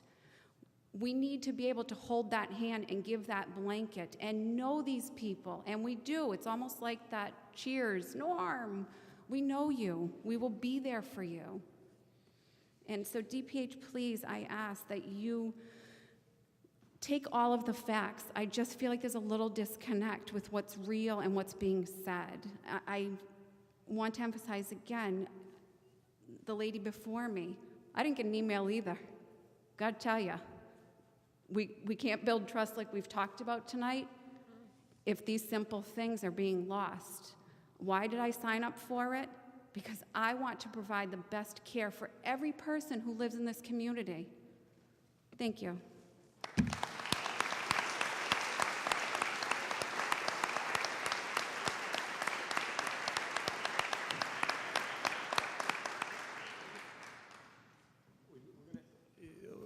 We're going to ask Mr. Loans to give a quick, definite, well, it doesn't have to be quick, I don't mean to say that, a definition of what comprises an essential service. Well, I will try to keep it quick because it's relatively simple. The list of what's an essential service is in the hospital licensure regulation. If you go to the definition section of the hospital licensure regulation, you'll see what is an essential service. How do you know what services Clinton Hospital has, Health Alliance has? It's printed right on their license. So if you're looking to see what services the hospital has, it's right on their license. I'm sure that Deborah could share that with us. And I do want to share that the essential service process, the 90-day process that Senator Chandler talked about, that's a minimum requirement under licensure. There's nothing that prevents the hospital from further engaging the community beyond that 90-day minimum requirement for essential services. Thank you. Are there further comments further down? Okay. And I would point out to, and we're happy to provide a copy of this, the definition of essential services, if you want it in writing, is in the Code of Mass Regulations, the CMRs for the lawyers among us, and at 105 CMR 130.020. We're happy to give copies of that out. And we have, at least right now, 2 more signed up. We do have, I haven't been told that we're getting thrown out here right at 8 o'clock, but I realize we are going into people's evenings.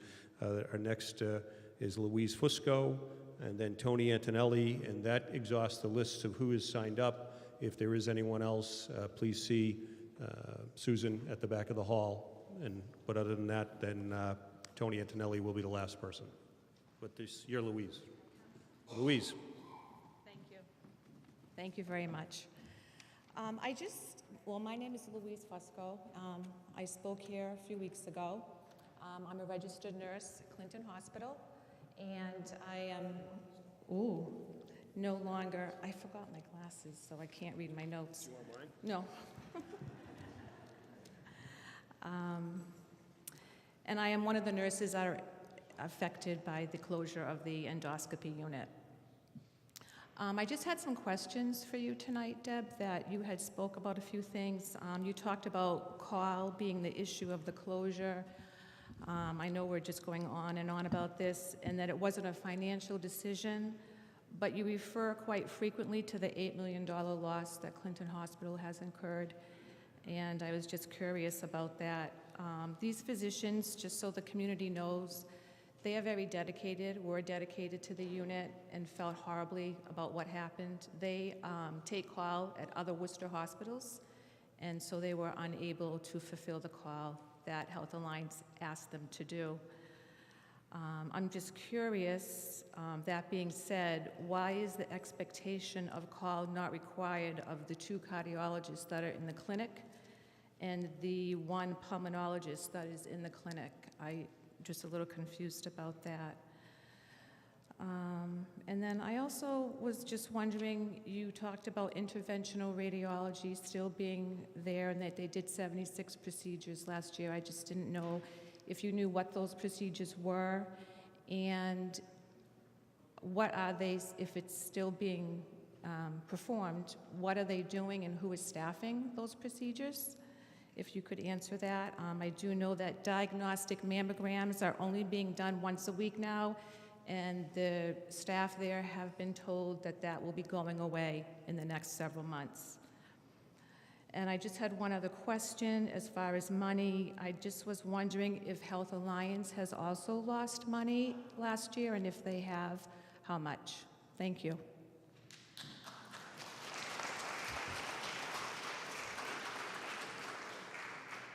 Okay, I counted 6 questions. I'm not sure I'm going to remember them all. So before you take off, let me just be sure we get them all. Health Alliance, I'll start with the backwards and go in reverse order. Okay. We did not lose money last year, but it's important to note that we, the combined entity, is losing money this year. So we are $5 million off budget this year. So we have, together as a group, not done as well as we had hoped. I referenced the issue about financial outcomes in addition to all of the other issues, because like anything else, it's a very multifaceted, complex issue. And I think it's important that people understand, as part of the commitment, that we are coming together under, that we know that that's the current cost structure, and we want to improve on that position so that it's a point that it basically, in my mind anyway, underscores our commitment to Clinton and to making it work. Tell me another question. The commitment for call for the other physicians that work in the ambulatory department? So I can tell you that the on-call commitment, again, as I said earlier, is driven by the medical staff bylaws. To my knowledge, all of the physicians are held to the same bylaws. I certainly will, I don't have an understanding of what you're referencing, but I will dig into that and find out. But my understanding is that our physicians as a group have this same obligation, because that, again, to my other point, it wouldn't be fair to do it to some and not others. Physicians will be the first to point out that it's not being done fairly. Okay, I just was curious because I know there is a pulmonologist at Health Alliance and cardiology that do take calls, so I was just curious why. Sure, and there would be an expectation. Yep. Okay, and interventional radiology procedures? Oh, yes, thank you. Yes, and I can't give you the breakdown of the 76 cases off the top of my head, but I, again, can look that up if you want to see what they were.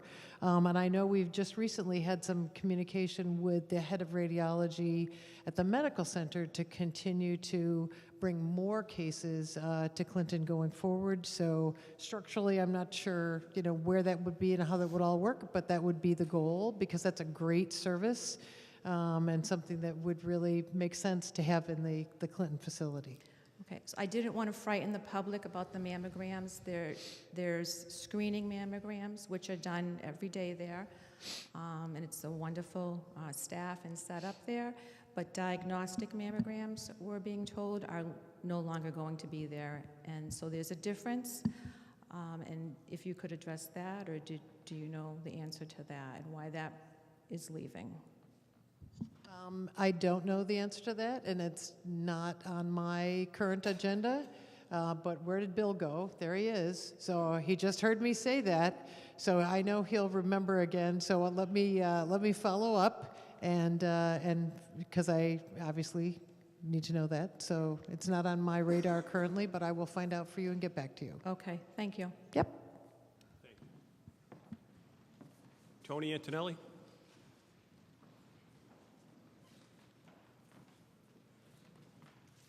Hello, everybody. My name's Tony Antonelli. I'm the rep that represents the nurses up at the hospital. And I have one point of clarification that I want to point out. There's been a lot of talk about the merger taking place 4 months ago. In all reality, the merger took place last January, January of 2017. It's been the same management team. All of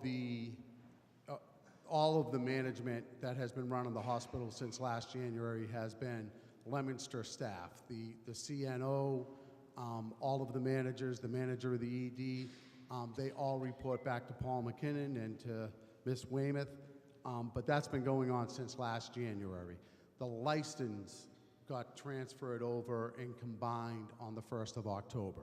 But for all intents and purposes, Leominster Hospital has been running Clinton since last January. And then I have one question of clarification for DPH. So my understanding is that regardless of licensure, if a service is closed, it's, if there's not another service provided by that provider within 5 miles or within the same zip code, that would kick off the essential service law. So I'm not positive about that, but that's what I believe the regulation says and what the regulation requires.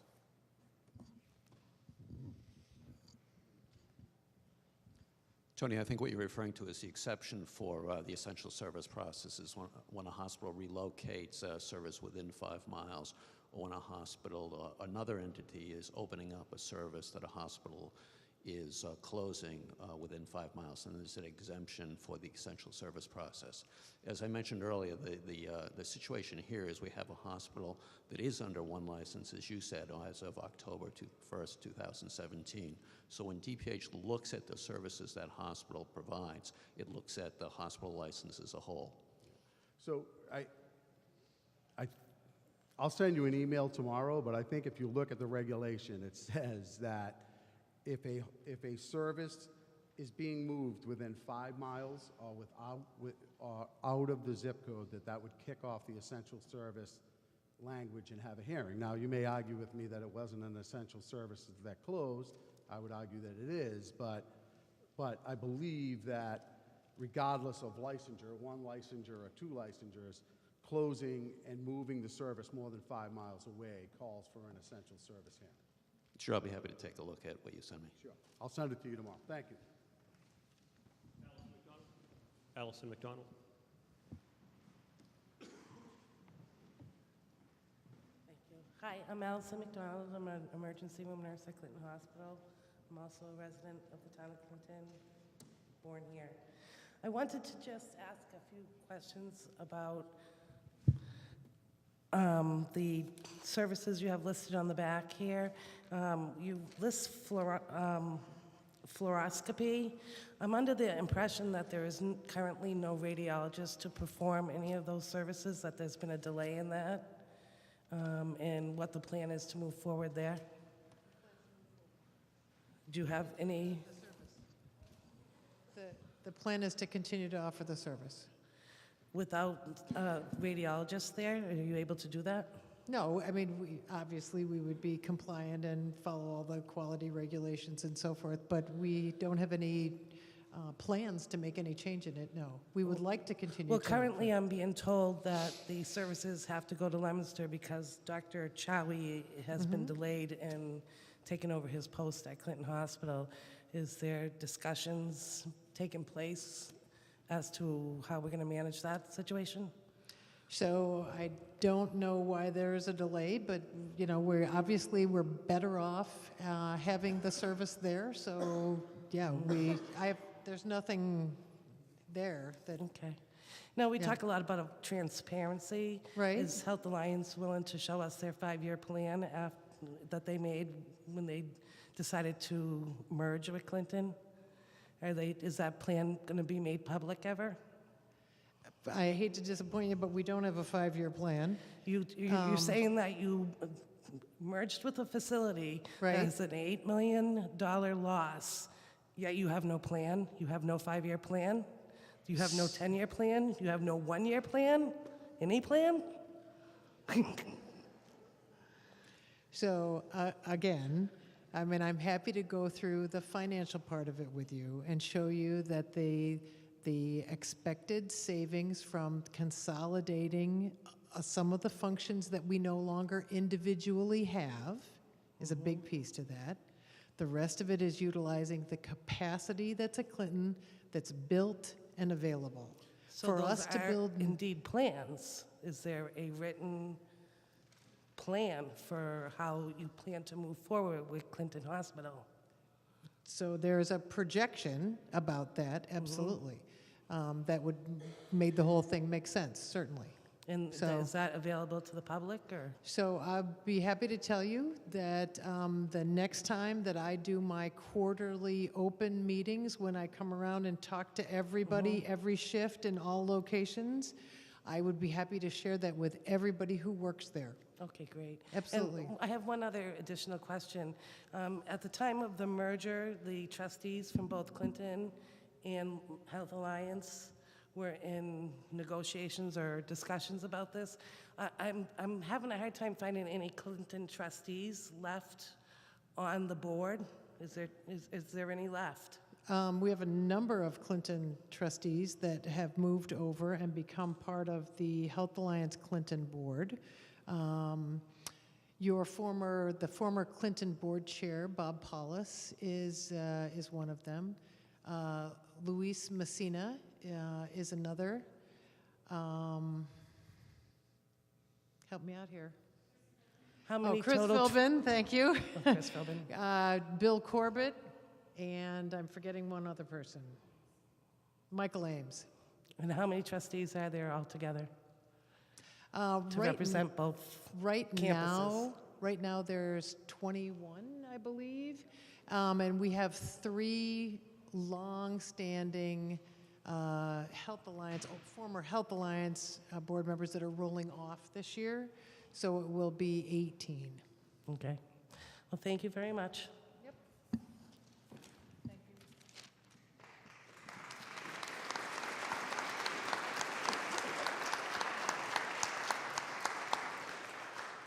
Well, we've come to the end of the time that we had scheduled this for. I think we've exhausted all of the questions and public comment. I want to thank our participants tonight, Deborah Weymouth, Stephen Hay, Senate President Harriet Chandler, Mary Ellen Thompson, Jen Burrell, and Mr. Loans from DPH, who is a subject matter specialist here, and I think acquitted himself well. I don't know if we've made anybody feel better about the process, but hopefully we've made you at least feel that much more informed and that much vested in the process. We've heard numerous times tonight that Health Alliance wants to hear from us about what we want from Clinton Hospital. I would suggest to everyone in this room incredibly strongly, go to the meeting at Chalk-Sit Inn tomorrow night. They're coming at it from a different angle. They want to hear what we want in the future. More questions can be asked. How do we make it profitable? What services do we feel are needed there? Go and tell them, because we've also heard a couple times tonight, there's no grand plan to close Clinton Hospital. Well, you know what? Go and tell them, and let's come up with a grand plan to keep Clinton Hospital open. Let's come up with a grand plan